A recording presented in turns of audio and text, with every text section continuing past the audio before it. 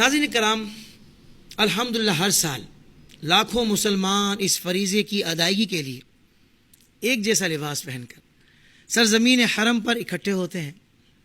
کیا منظر ہوتا ہوگا احسن بھائی، ایک جیسا لباس، دو سفید چادریں ہیں، سبحان اللہ۔ یعنی اب پہچان نہیں کر پا رہے بھائی کون امیر ہے کون غریب ہے۔ یہاں کوئی ایک خاص حیثیت سے بندہ نہیں جا رہا، ہر بندہ اپنے اوپر یہ طاری کر رہا ہے کہ میں اپنے رب کا بندہ ہوں، میں اس اللہ وحدہ لا شریک کا بندہ ہوں کہ جس کی میں عبادت کرتا ہوں، جس کی بندگی کا مجھے اللہ نے ہی، میرے رب نے ہی شعور عطا فرمایا ہے الحمدللہ، اور ایسے گھرانے میں پیدا کیا ہے کہ الحمدللہ میں موحد ہوں، اللہ کی توحید کا پرچار کرنے والا ہوں۔ ناظرین کرام، یہ لمحہ حاجیوں کے لیے کسی نعمت عظمیٰ سے کم نہیں ہوتا، کیونکہ رب تعالیٰ ان خوش نصیبوں پر خصوصی کرم نوازیاں فرماتا ہے اور ان کو حج کے بدلے ایسے عظیم الشان انعامات سے نوازتا ہے کہ جن کے متعلق سن کر دلوں میں بھی ان مقدس مقامات کی زیارت کا شوق مزید مچلتا ہے، مزید بڑھتا ہے۔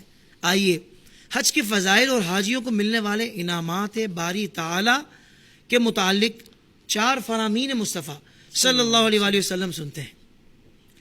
پہلا، ارشاد فرمایا حاجی اپنے گھر والوں میں سے 400 مسلمانوں کی شفاعت کرے گا اور گناہوں سے ایسا نکل جائے گا جیسے اس دن ہی ماں کے پیٹ سے پیدا ہوا ہے۔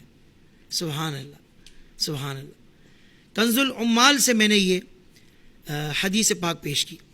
دوسرا فرمان مصطفیٰ صلی اللہ علیہ وسلم، ارشاد فرمایا حج کیا کرو کیونکہ حج گناہوں کو اس طرح دھو دیتا ہے جیسے پانی میل کو دھو دیتا ہے، پانی میل کو دھو دیتا ہے۔ اللہ اکبر، سبحان اللہ، سبحان اللہ، کیا بات ہے۔ نمبر 3، ارشاد فرمایا جب تم کسی حاجی سے ملاقات کرو تو اس سے سلام و مصافحہ کرو اور اس سے کہو کہ وہ اپنے گھر میں داخل ہونے سے پہلے تمہارے لیے مغفرت کی دعا کرے کیونکہ اس کی مغفرت ہو چکی ہے۔ اللہ اللہ، میرے رونگٹے کھڑے ہو گئے، یقین مانے یہ پیارا کا صلی اللہ علیہ وسلم کا فرمان سنا کر، سبحان اللہ۔ نمبر 4، ارشاد فرمایا جو حج کے ارادے سے نکلا پھر مر گیا تو اللہ پاک اس کے لیے قیامت تک حج کرنے والے کا ثواب لکھ دے گا۔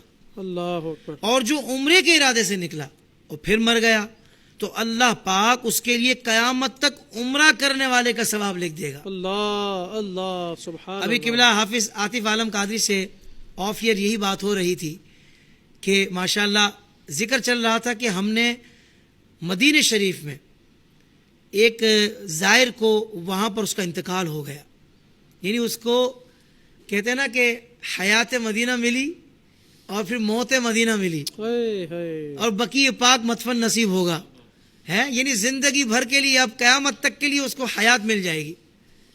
اللہ اکبر، اگر وہ نیک شخص ہوا، اچھے اعمال ہوئے، اور یقیناً یہی کتنی بڑی سعادت ہے کہ اس کو مدینہ پاک میں اس کو اجل آئی ہے، اس کو موت آئی ہے، اس کی روح پرواز کر گئی ہے۔ استاد زمن نے کیا خوبصورت بات کہی، آستانے پہ تیرے سر ہو اجل آئی ہو، اللہ، آستانے پہ تیرے سر ہو اجل آئی ہو، پھر تو اے جانے جہاں تو بھی تماشائی ہو۔ ایمان پہ دے موت مدینے کی گلی میں، ہم سب دعا کرتے ہیں آمین، ایمان پہ دے موت مدینے کی گلی میں، مدفن میرا محبوب کے قدموں میں بنا دے۔ سوشل میڈیا پر اسلام کی صحیح تعلیمات جاننے کے لیے ابھی حافظ سائر قادری کا نیا YouTube channel Islamic digital studio subscribe کر لیں، اور ہاں نوٹیفیکیشن بیل آئیکن کو بھی پریس کر لیں تاکہ ہماری نئی ویڈیوز آپ تک بر وقت پہنچ سکے۔